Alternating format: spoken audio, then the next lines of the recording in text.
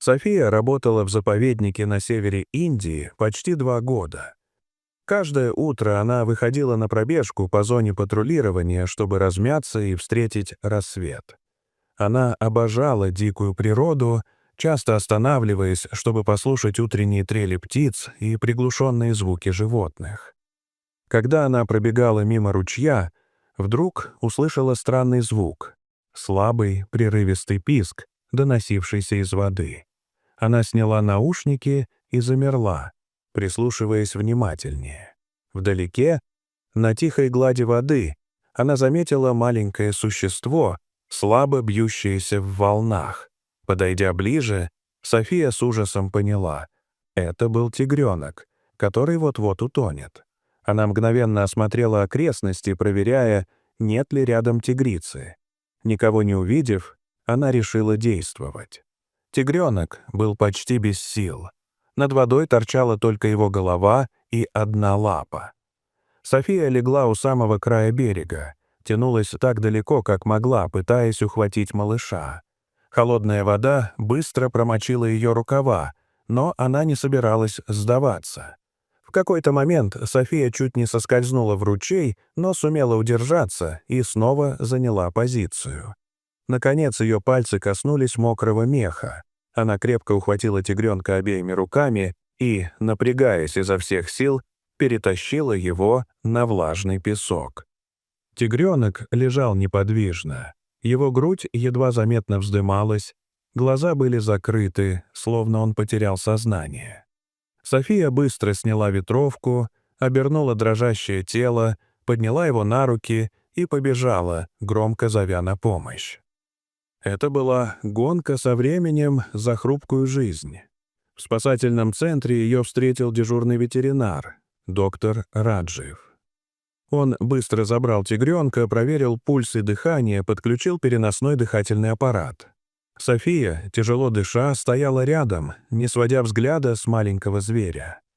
Доктор Раджив заверил, что внешних повреждений нет, это, скорее всего, истощение. Они быстро вытерли мокрую шерсть, уложили тигренка на специальный теплый матрас и поставили капельницу. София взяла полотенце и начала мягко массировать его грудь, пытаясь выровнять дыхание. Через 15 минут реанимации тигренок слегка пошевелился и приоткрыл глаза. В его взгляде, хоть и слабом, вспыхнул крошечный луч жизни, и София с облегчением выдохнула. Его перенесли в отапливаемую медицинскую клетку и назначили ежечасный контроль. В тот момент София понимала.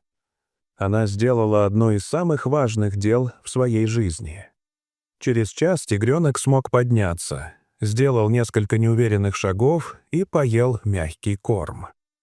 София, глядя на него сквозь решетку, видела, как в его глазах возвращается дикая сила. Она осторожно погладила его по спине через прутья, словно утешая. После этого София пошла домой, приняла душ и переоделась в форму рейнджера для дневного патруля. В офисе она встретилась с Аруном, своим индийским напарником, и они обсудили следующую задачу — найти тигрицу, чтобы вернуть детеныша в семью. Доктор Раджив провел последний осмотр и подтвердил, что тигренок достаточно окреп для долгого пути.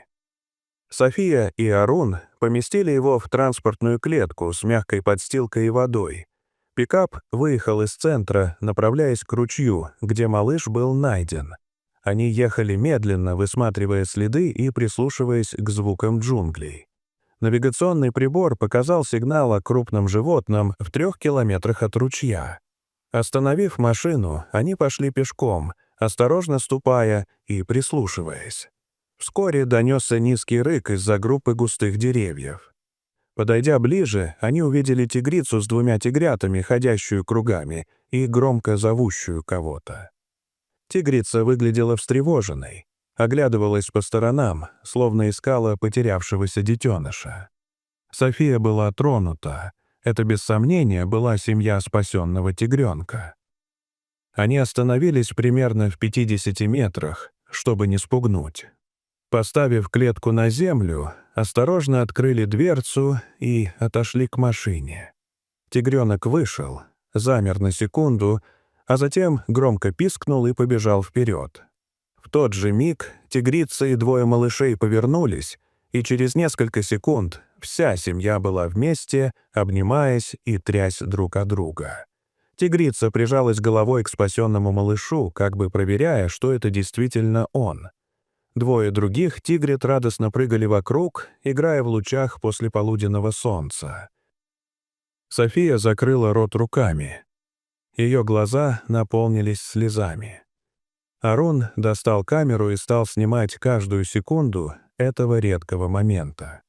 Постепенно тигриная семья растворилась в золотом свете джунглей, шаг за шагом уходя в чащу, словно ничего не произошло. София и Арун собрали клетку, наблюдая, как силуэты полосатых исчезают вдалеке. На обратном пути они обсуждали удивительный материнский инстинкт тигрицы. София чувствовала, что стала сильнее в своей профессии и еще больше верит в то, что делает. По рации позвонил доктор Раджив. «Все в порядке?» «Отлично», — ответила она радостно. В тот же день в офисе София записала все в журнал наблюдений. В графе «Особые случаи» она написала «Спасенный тигренок воссоединился с семьей». На доске объявлений повесили фотографию тигренка с подписью «Вернулся домой». В центре провели небольшое собрание, где Софии вручили грамоту за храбрость и преданность делу. Она лишь улыбнулась и сказала: «Я просто сделала то, что подсказало мне сердце». Вечером она вернулась домой, налив себе чашку чая, долго смотрела на красный закат. В ее сердце этот тигренок навсегда останется символом надежды и жизни. Она подумала, что работа рейнджера — это не только охрана территории, но и защита каждой живой души в природе. На следующее утро она снова надела кроссовки и вышла на привычную пробежку. Рядом с ручьем следы тигренка еще были видны на влажной траве. София остановилась, улыбнулась, глядя в сторону джунглей. Где-то там семья тигров мирно жила своей жизнью, не подозревая, как близко была к утрате. София повернулась и побежала дальше, неся в сердце веру в чудеса и новый день, который снова подарит надежду. Дорогие зрители, что вы думаете об этой истории? Расскажите, пожалуйста, в комментариях. А если вам понравилось это видео, то ставьте лайк и подписывайтесь на наш канал. До свидания.